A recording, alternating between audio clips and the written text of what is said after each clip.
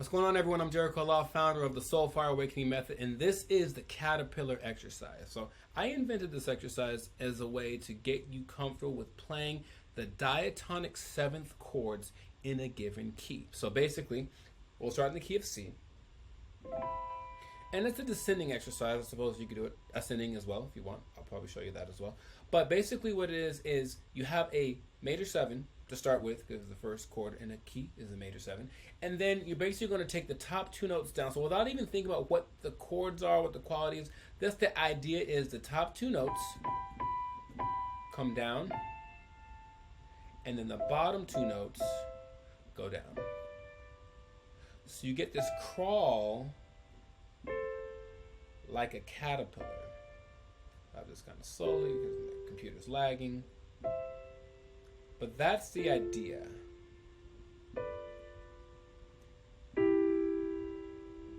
Might sound familiar. There's some famous classical songs that actually do this movement.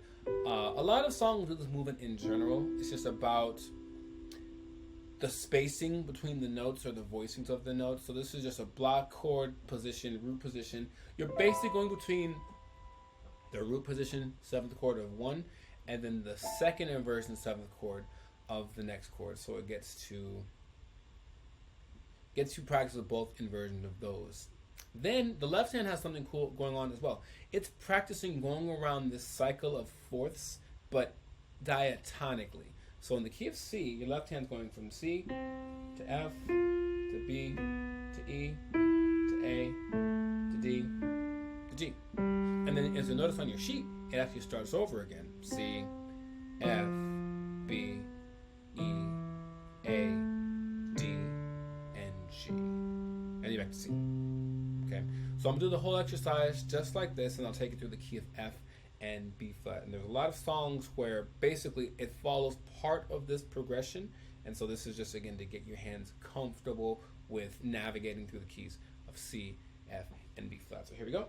So C. And again, to make this more of a cerebral thing, you can say the chords as you play them, spell them out, do whatever. I'm going to say the chords out loud. So C major 7, F major 7, B half diminished or minor 7 flat 5, E minor 7, A minor 7, D minor 7. Say that again. Cool. G7, C major 7, F major 7, B minor 7 flat 5, and then again, minor 7 flat 5 is usually for jazz people, and then half diminished is for more of a classical thing. Okay. E minor 7, A minor 7, D minor 7. Technical difficulties. Let's do that again. So, key of C, C major 7.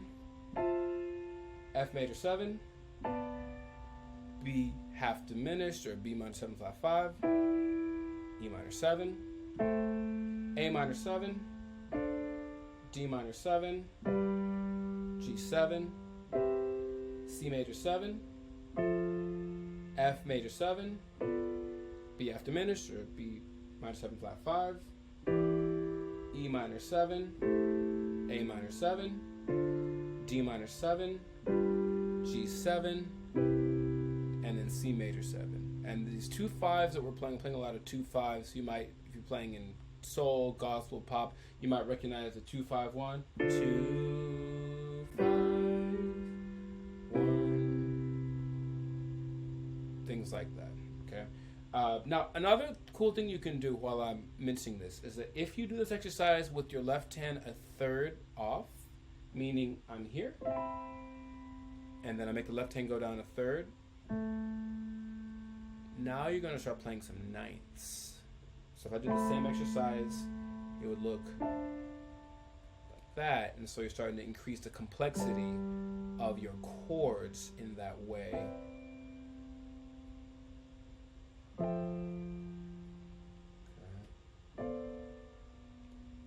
I wouldn't do that. I'd probably do that. Yeah. And then, because that wouldn't work. I digress. But that's an extra step that you can take with this exercise. But I'll come back to that. So let me do the same thing in the key of F. Okay, F major 7, B flat major 7, E minor 7 flat 5, A minor 7,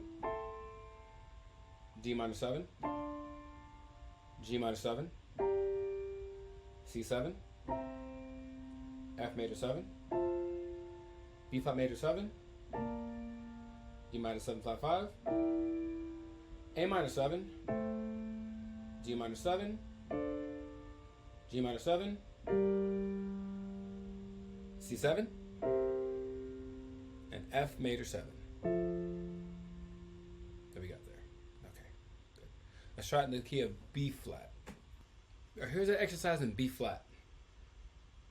B flat major 7, E flat major 7, A minor 7 flat 5, D minor 7, G minor 7, C minor 7, F7, B flat major 7, E flat major 7, A7 or A minor 7 flat 5, D minor 7, G minor 7, C minor 7, F7, and B flat major 7. So if you take it through those three keys and you get really comfortable with that, you'll be really good at a very common chord progression, and you'll have greater faculty on the instrument. Like I mentioned, you can also separate the hands.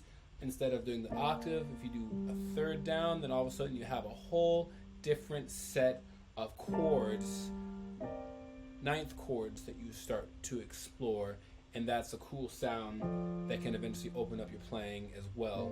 So I encourage you to try that, but first get comfortable with that exercise, and of course do this exercise with your left hand as well. And then as you do the exercise with your left hand, you can either play the roots with your right hand,